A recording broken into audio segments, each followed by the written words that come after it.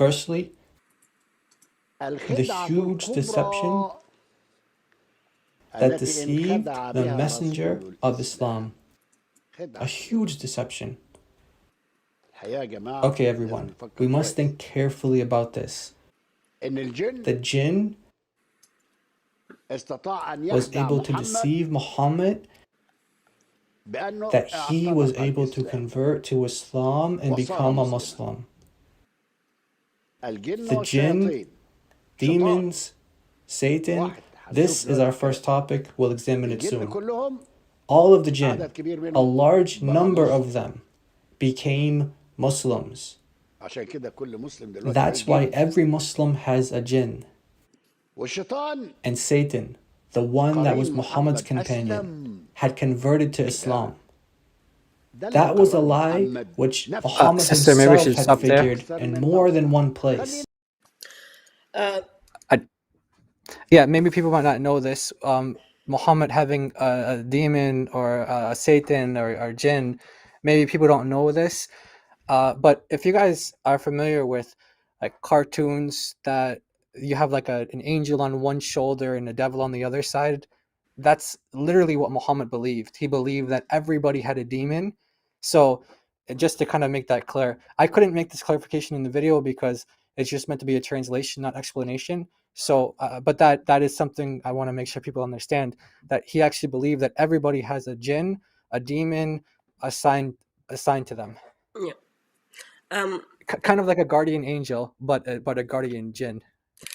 Yeah, like you want to take quiet time by yourself, and then who is with you? My jinn is with me. Anyway, let's kind of move a little bit the video and then we comment on the arguments. The jinn, demons, Satan, this is our first topic. We'll examine it soon. All of the jinn, a large number of them, became Muslims. That's why every Muslim has a jinn. And Satan, the one that was Muhammad's companion, had converted to Islam. That was a lie which Muhammad himself had figured in more than one place. Let's look at those places.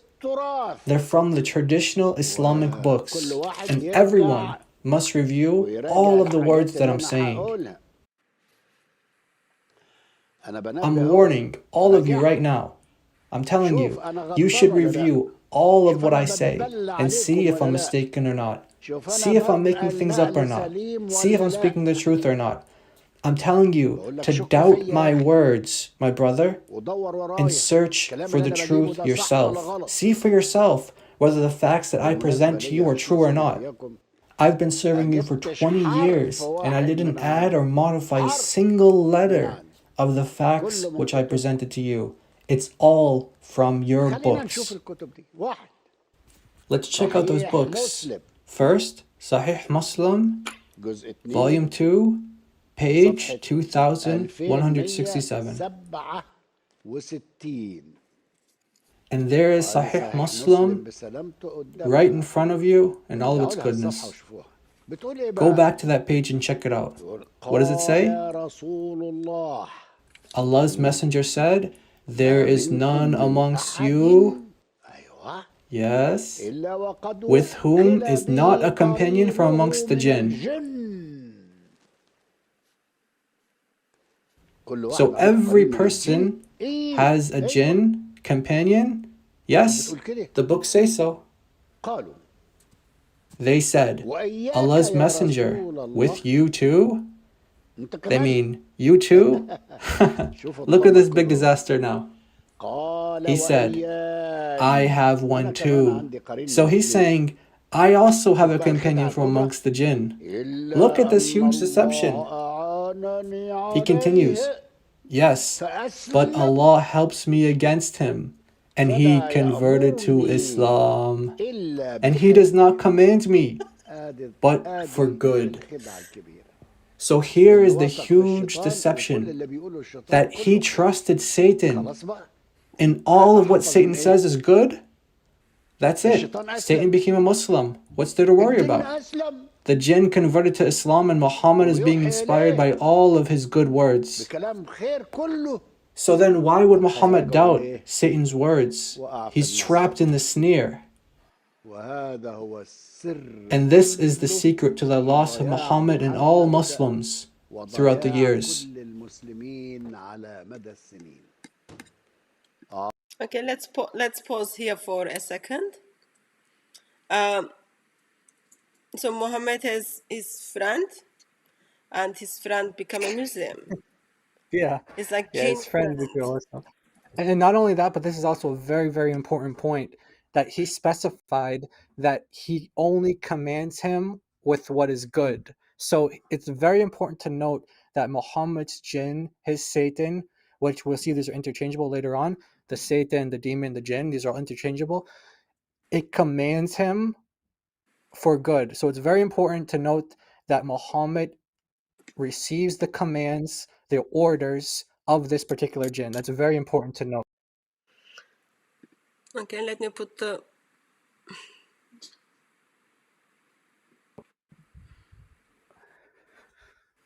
Oh, there you go. Yeah, here we have a translation on the screen here. Or he's safe. So the translation you showed on the screen there is saying like he's safe from him as opposed to he converted to Islam. I just want to note that that's a difference between Muslim scholars. It's not our issue. Yeah. They have to work that out whether he became a Muslim or not. So yeah, just Yes, someone may say, okay, Abuna, that was just one book, just one reference. No, let's see more. This book is At-Tafsir Al-Kabir by Imam Fakhruddin Razi, Volume 1, page 75.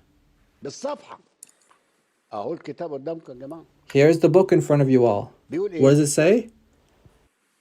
The Messenger of Allah said, yes, there is not one of you who does not have a demon.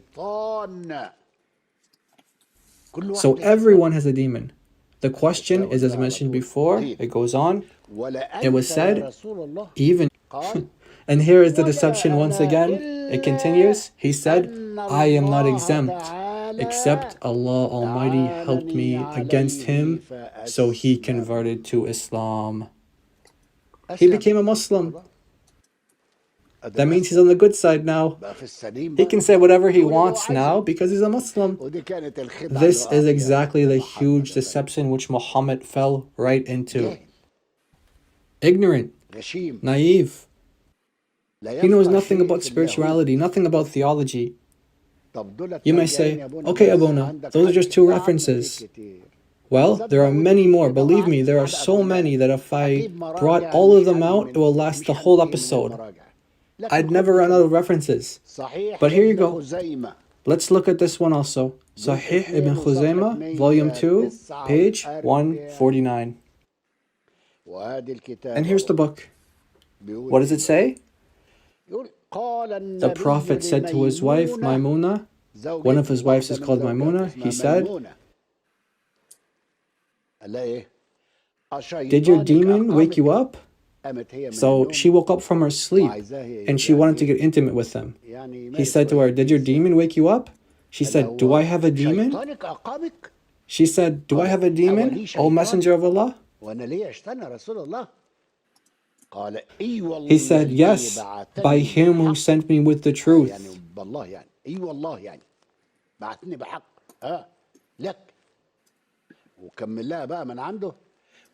And I also have a demon. So don't be upset. Don't be upset that you have a demon. I have one too. Except that God has helped me against him and he became a Muslim. The huge deception. The demon convinced him, this ignoramus, that he converted to Islam and became a Muslim?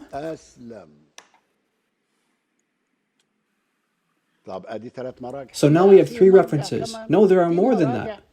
Let's take a look at this.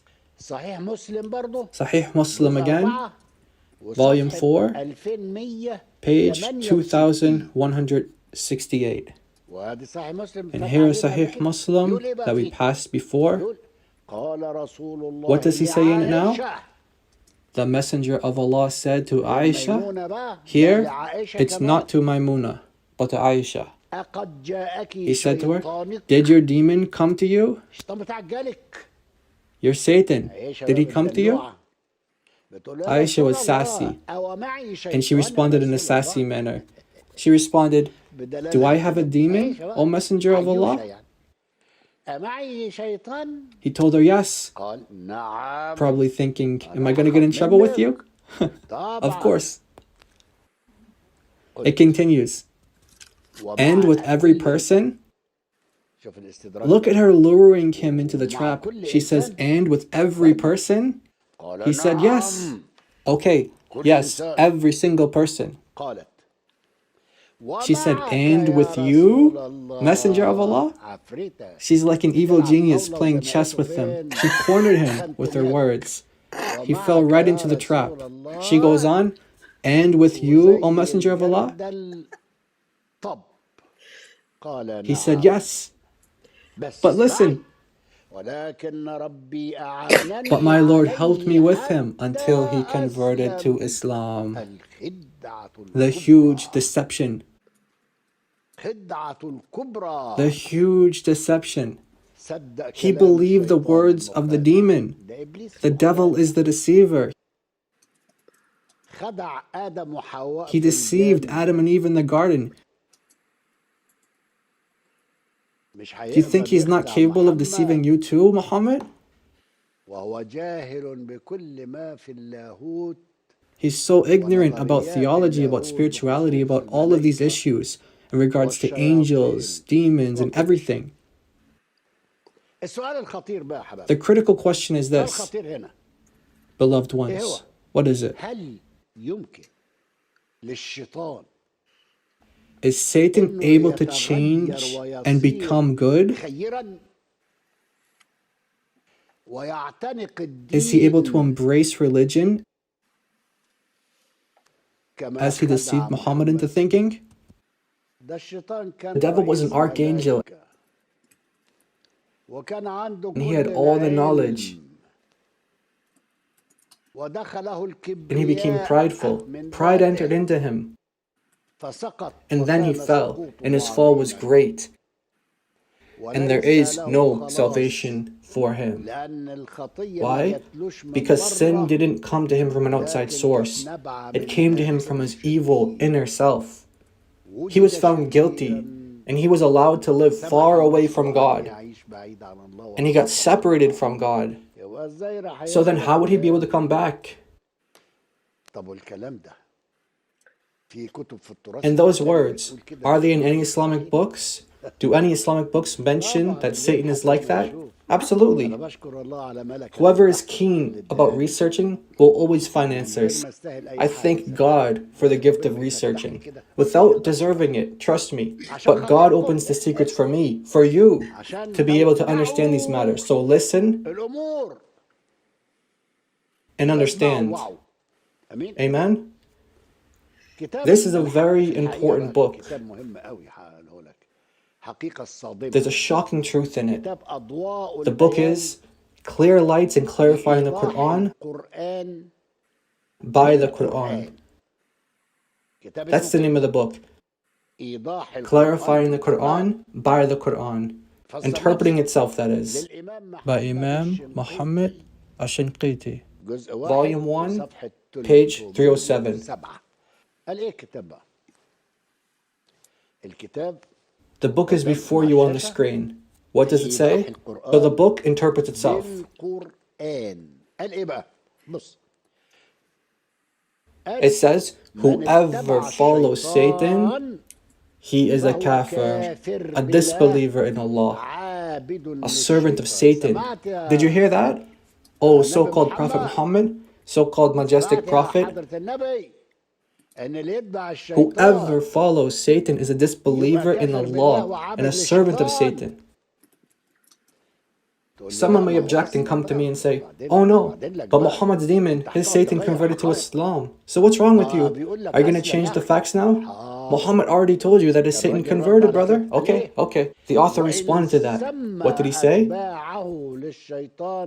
And even if his followers name him by other names, whatever names they wish, it doesn't change the facts, as they don't change just because you use different terms or words. This is something known. The truth won't change.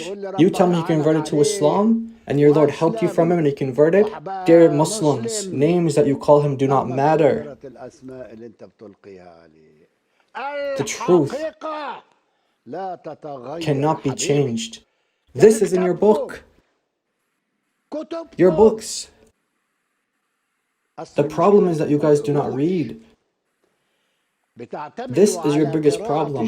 You depend on having your sheikhs read the books for you. Your sheikhs deceive you in the same way Satan deceived Muhammad.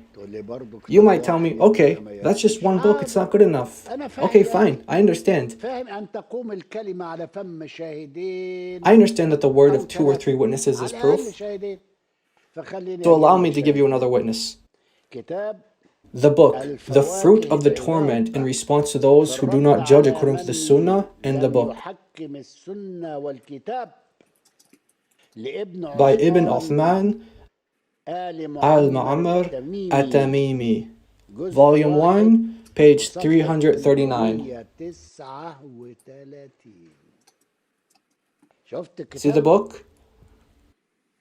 The tasty fruits.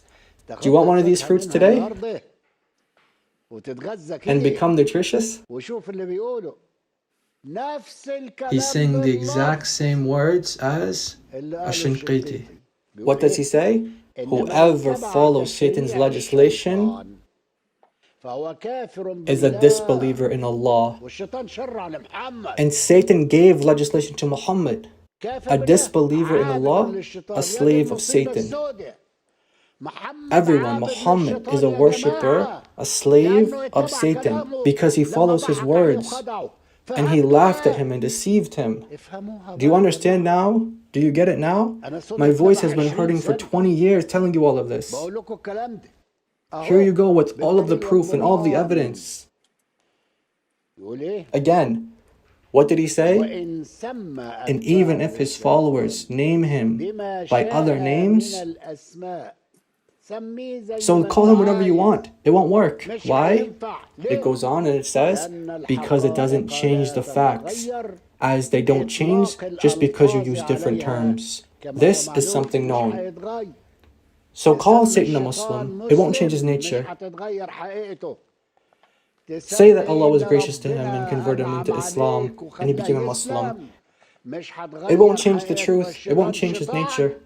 Satan is Satan no matter what the reasons are. No matter what you say, Muhammad. Muhammad, you deceived one. Muslims, Muhammad deceived you all. Satan deceived Muhammad and he deceived all of you by accepting his words. And you swallowed the bait. So therefore you should examine yourselves and make sure that you stand right before God.